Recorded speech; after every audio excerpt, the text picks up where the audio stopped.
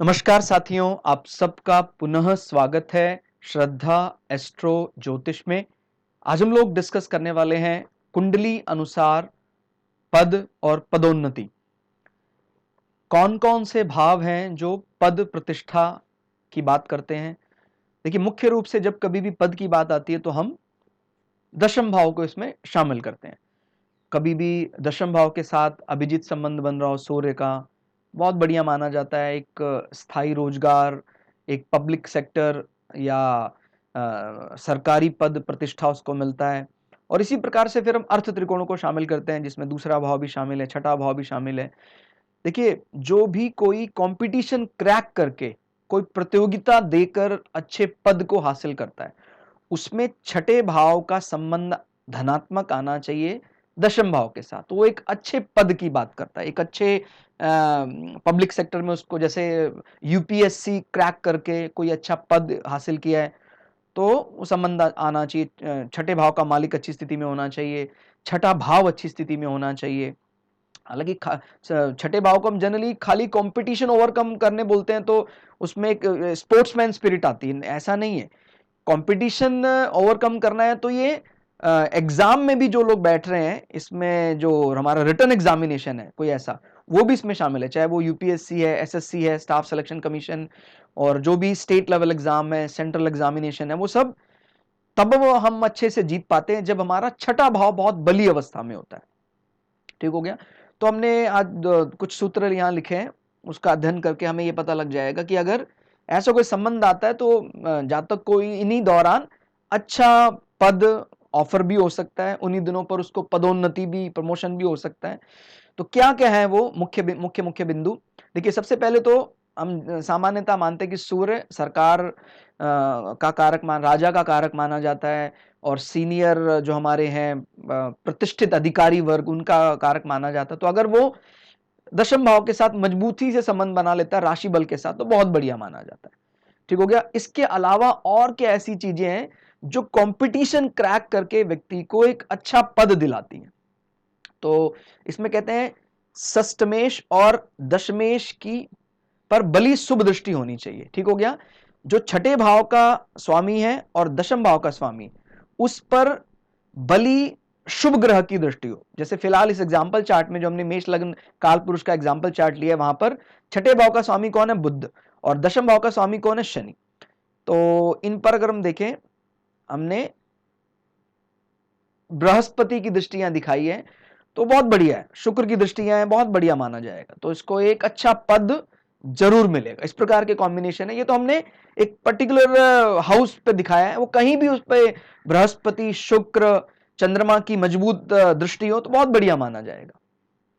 और क्या इसमें पद प्रतिष्ठा, पदोन्नति के लिए सूत्र आ सकता है? पदोन्नति का विचार आप दशा में भी कर सकते हैं कि कोई ऐसा महादशांतर दशा में संबंध आ रहा है। मुख्य रूप से जब हम प्रमोशन की बात करते हैं, वैसे ध्यान दीजिएगा, दशा संबंधी प्रश्न जो भी आपके पास आते हैं, उसमें 80% या इससे ज्यादा प्रश्नों के उत्तर जो है वो अंतरदशा में छिपे रहते हैं। ठीक हो गया। अंतरदशा क्यों? क्योंकि देखिए, जब कभी भी कोई ये बात बोल रहा है कि भाई अगले 2 वर्ष में, अगले 1 वर्ष में, अगले 6 महीने में, तो वो जो टाइम पीरियड होता है, उसी प्रकार से हमें प्रश्न का विचार करके ही दशा पर विचार करना चाहिए। ठीक हो गया। महादशा की बात कर रहे हैं तो हो सकता है 20 वर्ष की है, 10 वर्ष की है, 7 वर्ष की है, वो एक बहुत बड़ा परिवर्तन है और बहुत लंबे समय तक रहेगा। लेकिन जो हमारे सामने प्रश्न जनरली आते हैं, वो 6 महीने, 1 साल में, 1.5 साल में फलीभूत होने की बात करते हैं। तो ज्यादातर आप प्रश्नों पर विचार करेंगे तो अंतरदशा में ही उसका उत्तर छिपा हुआ है। हाँ, किसी ने बोला कि सर आगे 10 दिन के बाद मेरी कोई ऐसा हमारा जमीन संबंधी कोई ऐसा विषय रहेगा, हमें खरीदना है, खरीद फरोख्त करना है, तो कैसा रहेगा? फिर हम जातक के पर्टिकुलर सूक्ष्म दशा या प्राण दशा पर विचार करते हैं। ठीक हो गया। तो ये भी आप समझ सकते हैं, ये बहुत बड़ा परसेंटेज है कि दशाओं में कौन सी दशा ज्यादातर उपयोग में लेनी चाहिए। तो 80% प्रश्नों के जो उत्तर है कहां छिपे हैं? अंतरदशा में। तो अंतरदशा से ही आप प्रमोशन का भी विचार कर सकते हैं। भाई कोई अंतरदशा में संबंध आ रहा है दशमेश का, अंतरदशा में संबंध आ रहा है षष्टमेश का, अंतरदशा में संबंध आ रहा है अर्थ त्रिकोण तीसरा जो है वो द्वितीयेश का, तो उसको निश्चित रूप से प्रमोशन मिल सकती है। तो इसमें हम छठा भाव हमारे लिए एक हो सकता है नया बिंदु हो। ध्यान रखिएगा, ये सभी प्रकार की प्रतियोगिताओं पर जीत की बात करता है। ठीक हो गया। तो ये बात समझ में हमको आई कि इन पर शुभ दृष्टि है, बहुत बढ़िया माना जाएगा। फिर इसमें षष्टमेश और दशमेश की, यानी छठे भाव का स्वामी फिलहाल जो हमने एग्जाम्पल चार्ट लिया वहां पर बुध है, और दशमेश दशमेश फिलहाल जो एग्जाम्पल मेष लगन की कुंडली है इसमें कौन है? शनि। कि नवम दशम भाव तो ऑलरेडी शामिल है ही, माने शनि अगर यहां स्वग्रही होकर भी बैठ जाए तो भी बहुत अच्छा माना जाएगा। और एकादश भाव, भावेश की युति, तो छठे भाव और 10वें भाव के स्वामी या तो इकट्ठे आ जाएं, या छठे भाव और 10वें स्वामी के स्वामी जो है 10वें भाव के वो नवम भाव के साथ या एकादश भाव के साथ अच्छी युति बना ले, तो भी ये अच्छे पद प्रतिष्ठा की बात करता है। फिलहाल यहां पर दशमेश और एकादशेश दोनों ही शनि है, लेकिन कोई ऐसा लग्न आप स्टडी कर रहे हैं जहां पर दो अलग अलग प्लैनेट हैं, तो फिर आप सिंपली ये देखिए भाई दोनों की शुभ युति हो रही है कि नहीं हो रही है, दशमेश और एकादशेश की, या नवमेश और दशमेश की शुभ युति हो रही है, या फिर इसमें षष्टमेश और नवमेश भी शामिल है, षष्टमेश और दशमेश भी शामिल है, षष्टमेश और एकादशेश भी शामिल है। ठीक हो गया। तो ये मुख्य बिंदु है अच्छे पद और पदोन्नति के लिए। फिर इसमें बात की जाती है, क्योंकि देखिए जब पदोन्नति की भी बात आती है तो भी एक प्रकार का ये कंपटीशन क्रैक करने जैसा ही है कि भाई एक हमारे साथ में करीबन 100 ऑफिसर्स हैं, 50 ऑफिसर्स हैं, उनमें कुछ 30 लोगों को प्रमोशन मिलने वाली है, तो ये भी एक प्रकार की ओवरकम करना है। तो अगर हमारा छठा भाव बहुत बली है, उसका स्वामी बहुत बली है, उसकी अंतरदशा भी चल रही है और आपको ऐसा लग रहा है अगले 6 महीने में प्रमोशन भी होने वाली है, निश्चित रूप से बहुत अच्छा संबंध माना जाएगा। ठीक है। और गोचर का मुख्यतः विचार हम सिर्फ दशा की पुष्टि करने के लिए करते हैं। ठीक हो गया। जैसे कई दफा बार बार ये बात आती है कि जब मेरी अब ढैया शुरू हो गई है, 7.5 शुरू हो गई और मेरा प्रमोशन का समय भी है, होगा कि नहीं होगा? ऐसा नहीं है कि भाई आपको ढैया और 7.5 का विचार दशा से पहले करना है, नहीं, दशा पहले देखिए, दशा बहुत फेवरेबल है, निश्चित रूप से आपको प्रमोशन मिलेगा। ठीक हो गया। तो ये हमने पहले भी इस अंतर को समझाया है, अभी भी बार बार बता रहे हैं कि गोचर का विचार सिर्फ दशा की पुष्टि करने के लिए किया जाता है। और अगर मान लीजिए गोचर डिनाय कर रहा है तो हम यही कह सकते हैं हमारे आसपास परिस्थितियां चाहे अनुकूल ना हो, लेकिन हमारी परिस्थिति बहुत अनुकूल होगी, क्योंकि दशा पुरजोर समर्थन कर रही है आपका। ठीक हो गया। इसमें और क्या शामिल कर सकते हैं? द्वितीयेश, नवमेश, दशमेश, एकादशेश की शुभ युति, इसमें दूसरे भाव को भी शामिल किया है क्योंकि वो अर्थ त्रिकोण माना जाता है। और इसमें नवमेश यानी नवम भाव का स्वामी, दशमेश, एकादशेश की शुभ युति। अब देख रहे हैं आप दूसरे भाव का स्वामी कौन है? शुक्र। तो शुक्र नवमेश के साथ उच्च का होकर 12वें भाव में बैठा हुआ है। ठीक हो गया। मीन राशि में बहुत आनंद लेते हैं शुक्र। और जब कभी भी आपने ग्रहों की कथाएं पढ़ी होंगी तो बड़ा अच्छा आपको ये जानने को मिलेगा कि शुक्र नीति की जो नींव रखने वाले हैं वो बृहस्पति ही है। और बृहस्पति ने इस कारण से ऐसी नींव रखी भी, जो भी डायमंड्स हैं, जो भी ऐसी आसुरी बुद्धि वाले, प्रवृत्ति वाले, अगर उनको हमने इस प्रकार के माया जाल में, इस वेब में नहीं उलझाया, इस मैट्रिक्स में नहीं उलझाया, तो तुरंत सारे ही वो कामना करेंगे कि मुझे बैकुंठ में आना है, मुझे मोक्ष में आना है। तो कहता है इनको, इस मनोवृत्ति वालों को यही रहना चाहिए, नहीं तो फिर वो तपस्या करके भी वो ऐसी चीज मांगने बात करेंगे जो हमारे संतुलन को बिगाड़ देगा। तो एक प्रकार से कह सकते हैं शुक्र नीति की भी नींव रखने वाले बृहस्पति ही हैं। इस कारण से जो पाइसेस है, मीन को माना जाता है बृहस्पति का थोड़ा रोमांटिक फेज, और इसी रोमांटिक फेज के कारण शुक्र बृहस्पति से भी ज्यादा आनंद लेते हैं, जबकि बृहस्पति शुक्र को पसंद नहीं करते हैं कि भाई ये तो थोड़े से रजस की बात करने वाले हैं, अपनी चीजों को जबरन तप से पूरा कराने की बात करते हैं। लेकिन शुक्र कहते हैं भाई मुझे इसीलिए मैंने असुरों को चुना है कि मैं असुरों की कोई अपयश ना हो, मैं उनका ध्यान रखूं, और ये जो ऐसी जो भावना है सभी का भला हो, वो भावना शुक्र में काफी ज्यादा प्रखर दिखाई देती है। तो आप इस बात को समझ सकते हैं कि दोनों में कोई ऊपर या नीचे वाली बात नहीं है, बस एक सत्व है, एक रज है।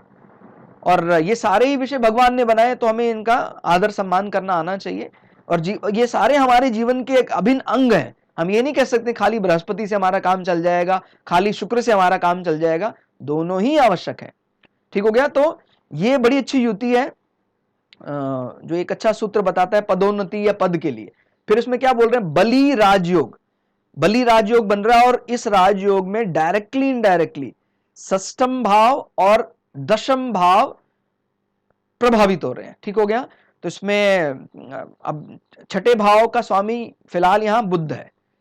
तो बुध इस लग्न के लिए वैसे राजयोग डायरेक्टली नहीं बना सकता, क्योंकि वो तीसरे भाव का और छठे भाव का स्वामी है। ठीक हो गया। विपरीत राजयोग के अलावा अगर हम बात करते हैं बड़े राजयोग की, तो बुध नहीं बना सकता है। तो फिर वो किस राजयोग की इनडायरेक्ट कैसे बनाएगा वो? अगर कहीं बुध राजयोग कहीं बन रहा है, वहां भी बैठ जाते हैं, तो भी वो बल बढ़ जाएगा। अब ध्यान से देखें हम, तो ये बात समझ में आती कि भाई बुध इस पर्टिकुलर चार्ट के लिए जहां बैठे हैं वो राजयोग बना रहा है। भाई शनि क्या है, दशमेश, और बृहस्पति क्या है, नवमेश। एक दूसरे पर वो दृष्टि युति कर रहे हैं, दृष्टि डाल रहे हैं, और दृष्टि डाल रहे हैं, साथ में बुध इन्वॉल्व हो रहा है, यानी दूसरे छठे भाव का स्वामी। तो ये एक प्रकार से इनडायरेक्ट राजयोग में इन्वॉल्व हो गया। छठा यानी षष्टमेश और षष्ठम भाव बहुत बढ़िया माना जाएगा।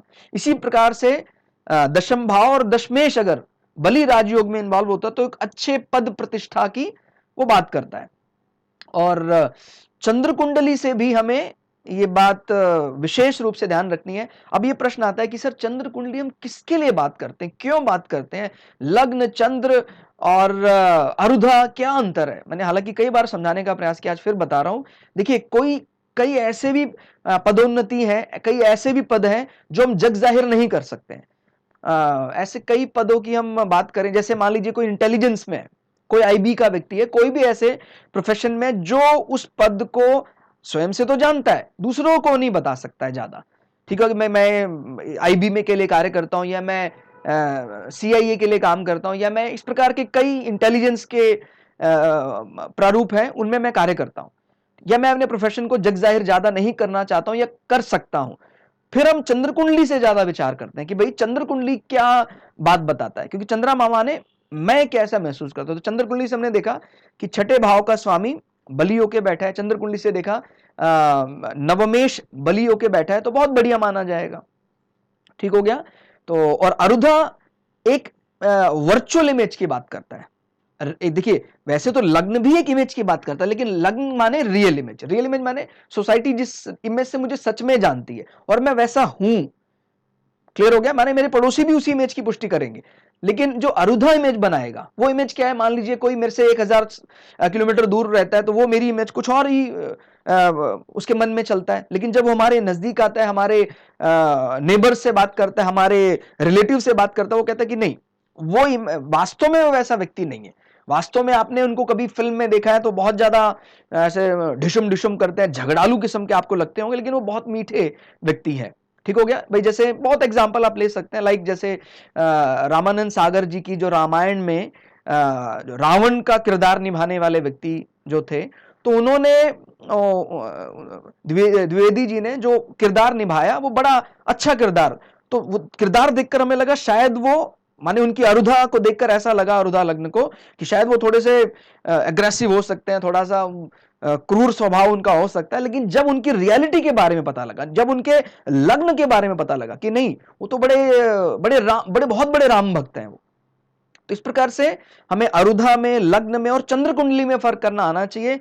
चंद्र कुंडली का माने मैं कोई ऐसा काम करता हूं जिसका संसार को ज्यादा पता नहीं है, मेरे प्रोफेशन के बारे में बहुत कम लोग जानते हैं। तो फिर आप चंद्र कुंडली से अपना बल टटोलिए कि भाई चंद्र कुंडली से एकादशेष बहुत बली है।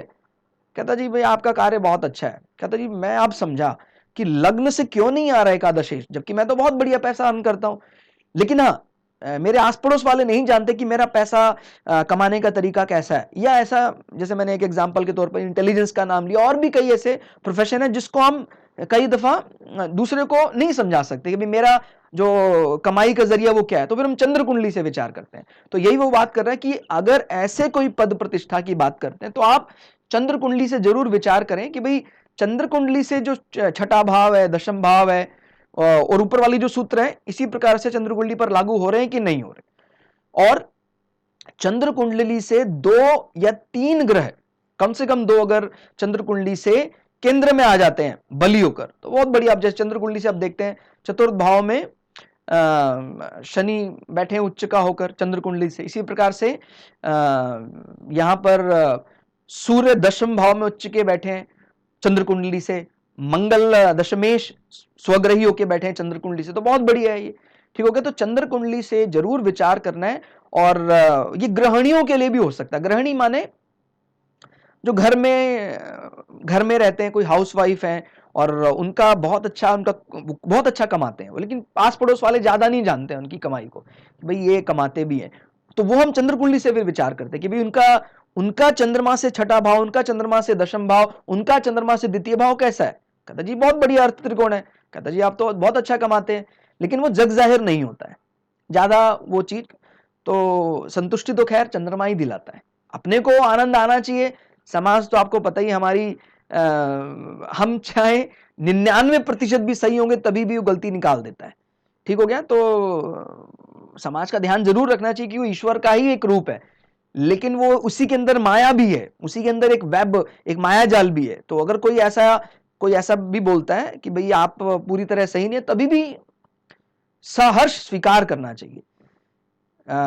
जैसे कई दफा हम अपने चैनल में भी ये बात किसी ने कमेंट में भी लिखी थी कि सर आप अपनी वीडियो को एडिट भी कर सकते हैं और अच्छा लगेगा, थोड़ा और ज्यादा फॉर्मल लगेगा। तो मैं उनको सहर्ष और धन्यवाद स्वरूप हृदय से उनका धन्यवाद देता हूं और उस कमेंट को स्वीकार करता हूं। लेकिन मैं क्यों नहीं ऐसा करना चाहता हूं। देखिए हम बात बार बार करते हैं कि भाई अंदर और बाहर से शुद्धता होनी चाहिए। मैं खुद मान रहा हूं मेरे अंदर मैं आदर्श स्थिति में मैं नहीं पहुंचा हूं, मैं अभी आदर्श से बहुत कोसों दूर हूं मैं अभी। तो गलतियां हमसे होती हैं, स्वाभाविक है, इंसान गलतियों का पुतला है, मुझसे गलतियां होती हैं। तो वो गलतियां जब तक मैं जग जाहिर नहीं करूंगा तो मैं खुद से कैसे गलतियां रिपेयर करूंगा अपनी।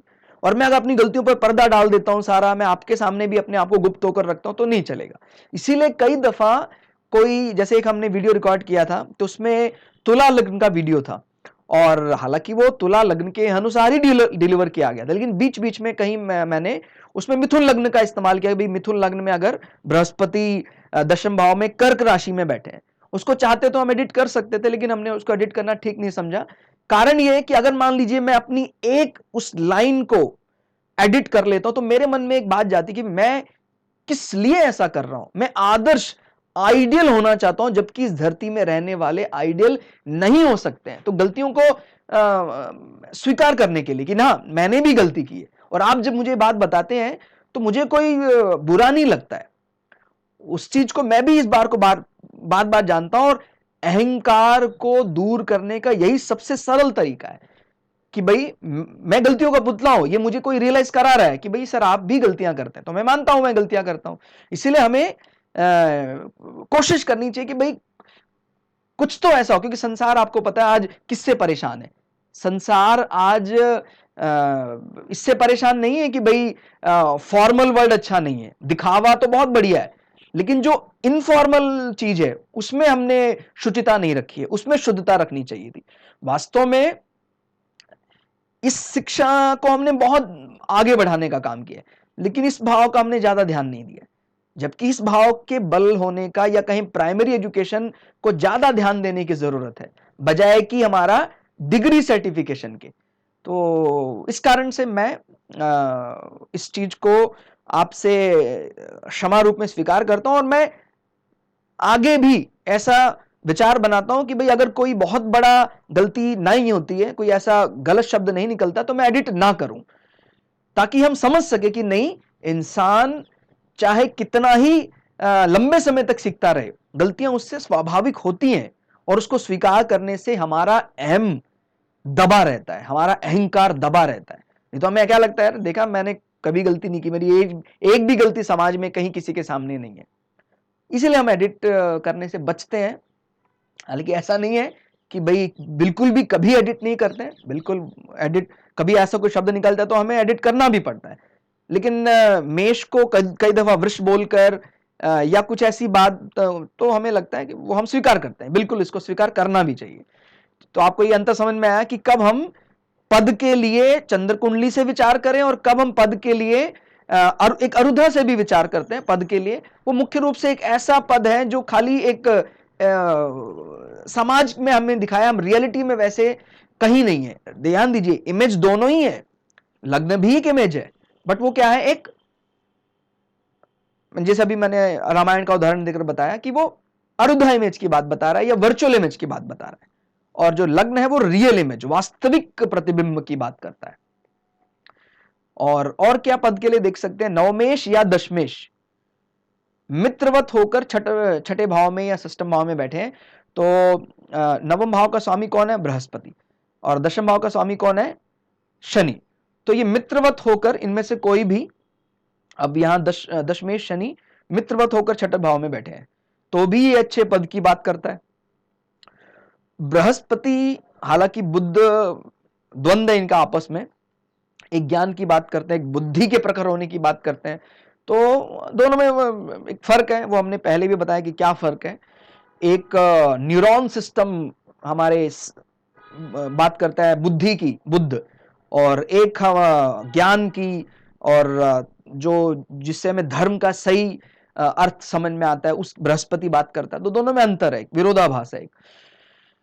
लेकिन सभी लग्न में ऐसा नहीं होगा, अलग अलग लग्न देखेंगे, भाई नवमेश हो सकते हैं, छठे भाव के स्वामी के बहुत अच्छे मित्र हैं, तो यहां पर बली होकर बैठे हैं, तो वो अच्छे पद प्रतिष्ठा की बात करेगा।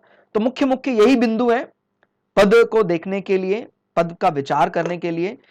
तो आपके निरंतर सहयोग के लिए सदा सर्वदा आपको साधुवाद, आपका हृदय से नमन, और इसी प्रकार आप अपना सहयोग बनाए रखें। कई दफा ऐसी व्यस्तता हो जाती है, कई दफा ये भी मन में आता है कि मैं आपको बताऊं कि किस काम में व्यस्त हूं, लेकिन फिर ऐसा लगता है कि भाई उसको जाहिर करने का कोई विशेष प्रयोजन नहीं है, कोई फायदा नहीं है। फिर मन में आता है कि चलो बता देना चाहिए, नहीं तो फिर ऐसा ना हो कि वो जिसको मैं अच्छाई के रूप में रोक रहा हूं उसको कहीं बुराई के रूप में ना समझा जाए। मैं एक आश्रम के साथ भी जुड़ा हूं, उनकी सेवा भाव में भी मैं लगा रहता हूं, समय अपना और भी साथ में रिकॉर्डिंग में और शिक्षा में भी कोई ऐसा लगाना पड़ता है साथ में। वो तो धरती में माए हैं, और कई ऐसी संस्थाओं के साथ भी जुड़े हैं जिनके साथ समाज सेवा निरंतर करते रहना पड़ता है। तो कई बार इस प्रकार की व्यस्तता ज्यादा होती है, इस कारण से सभी कमेंट का जवाब नहीं दे पाता हूं, या कभी कोई पर्सनल ऐसा बात करना चाहता है तो भी हम तुरंत नहीं बात कर सकते हैं। मैं दिन में ज्यादा देर, ऐसा नहीं कि मैं पूरे दिन व्यस्त रहता हूं अपने प्रोफेशन के रूप में, कि भाई मैं कमाने की दृष्टि से व्यस्त नहीं रहता हूं, मैं दूसरे उसमें ज्यादा व्यस्तता रह जाती है, कई ऐसे संगठनों के रूप में कह लीजिए आप उसको, और ऐसी सेवा, मेरा पुत्र वो वेदाध्ययन में है इस समय, तो वहां भी मैं थोड़ा प्रोएक्टिव होकर ध्यान करता हूं कि मेरे जरिए उस आश्रम में जो पढ़ रहे हैं विद्यार्थी उनका भी कुछ भला हो सके, तो भी उसमें हम डायरेक्टली इनडायरेक्टली सपोर्ट में लगे रहते हैं। इसी प्रकार की व्यस्तता है, कोई ऐसा नहीं कि मैं पूरे दिन अपने आप को अर्निंग मशीन के रूप में व्यस्त रखना चाहता हूं। और मैं आपको जाते जाते ये जरूर बता देना चाहूंगा, मेरी दृष्टि में जितना मैंने अध्ययन किया है, जितना मैंने गुरुओं से सीखा है, वो आदमी एकदम गरीब है जो अपने लिए समय नहीं निकालता है। ठीक हो गया, चाहे आप अरबपति हैं, खरबपति हैं, कहता जी मैं अपने लिए समय नहीं निकालता हूं। आपको अपने लिए निश्चित रूप से समय निकालना चाहिए, और वो समय आप किसी भी कीमत पर किसी को ना दें, ऐसा होना चाहिए। बल कहता जी कोई किसी ने बोल दिया मैं आपको ये दे दूंगा, तो वो समय आपने छोड़ दिया, नहीं, वो समय ऐसा होना चाहिए जिसमें आप आत्म मंथन करें, अपना अध्ययन करें। ठीक हो गया, तो क्योंकि कोई दूसरा हमें कंट्रोल करने लग जाएगा तो फिर बहुत गड़बड़ हो जाएगी। हमें किसी को उस टाइम फ्रेम के अंदर नहीं आने देना चाहिए। कोई कुछ भी कहे, वो टाइम फ्रेम हमारे लिए रिजर्व है। सबसे पहले तो अपने को संतुष्टि देनी पड़ेगी, बाद में हम दूसरे को ही संतुष्ट कर सकते हैं। जब हम स्वयं ही दुखी हैं, दूसरे को कैसे हम संतुष्ट करेंगे। तो आप लोगों का बहुत बहुत हृदय से सदा धन्यवाद। और उसका मैंने आपको थोड़ा हिंट देने का प्रयास किया कि क्यों व्यस्तता रहती है, किस प्रकार की व्यस्तता है। और इसी कारण से मैं क्षमा प्रार्थी हूं, लेकिन फिर भी मैं अपने कमेंट को जरूर पढ़ता हूं, और जो बहुत ऐसा लगता है कि एक सबका भला हो सकता है, उस कमेंट का हम जवाब भी देते हैं। आज के लिए इतना ही। क्लास आपको कैसी लगी कमेंट करके जरूर बताइएगा। मिलते हैं अगली क्लास में, तब तक के लिए जय श्री भगु पराशरा, जय श्री शुक्राचार्य, नमस्कार।